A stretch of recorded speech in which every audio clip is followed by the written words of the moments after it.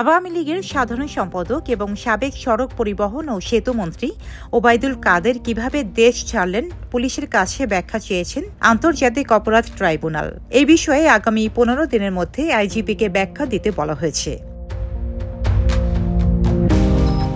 আজ মঙ্গলবার আন্তর্জাতিক অপরাধ ট্রাইব্যুনালে গণহত্যা সহ মানবতা বিরোধী অপরাধ সংগঠনের অভিযোগে দায়ের হওয়া মামলার শুনানির শেষে অ্যাডভোকেট মোহাম্মদ তাজুল ইসলাম এসব কথা বলেন। তিনি বলেন, আমরা আদালতের দৃষ্টি আকর্ষণ করছি। ওবায়দুল কাদের বাংলাদেশে গত 3 মাস ছিলেন। গ্রেপ্তারি পরোয়ানা জারি হওয়ার পরে বাংলাদেশের কোথায়, তিনি কিভাবে ছিলেন এবং কেন তাকে গ্রেপ্তার করা হয়নি বা তিনি কিভাবে পরবর্তী সময়ে বাংলাদেশের সীমান্ত অতিক্রম করেছেন, এ ব্যাপারে আইন শৃঙ্খলা রক্ষাকারী বাহিনীর কাছে একটি ব্যাখ্যা চাওয়া হয়েছে। 15 দিনের মধ্যে এই ব্যাখ্যা যেন দেওয়া হয় সেটি জানানোর জন্য আদালত নির্দেশ দিয়েছেন।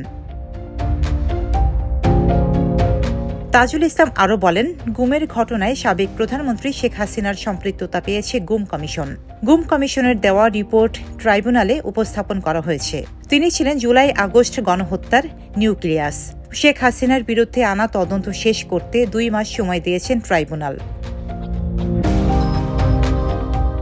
উল্লেখ্য, ছাত্র জনতার আন্দোলন দমাতে গণহত্যা সহ মানবতা বিরোধী অপরাধ সংগঠনের অভিযোগে গত 17 অক্টোবর সাবেক প্রধানমন্ত্রী শেখ হাসিনা ও তার সরকারের সাবেক মন্ত্রী, প্রতিমন্ত্রী সহ 46 জনের বিরুদ্ধে গ্রেপ্তারি পরোয়ানা জারি করেন ট্রাইব্যুনাল। ডেস্ক রিপোর্ট, সাম্প্রতিক দেশকাল।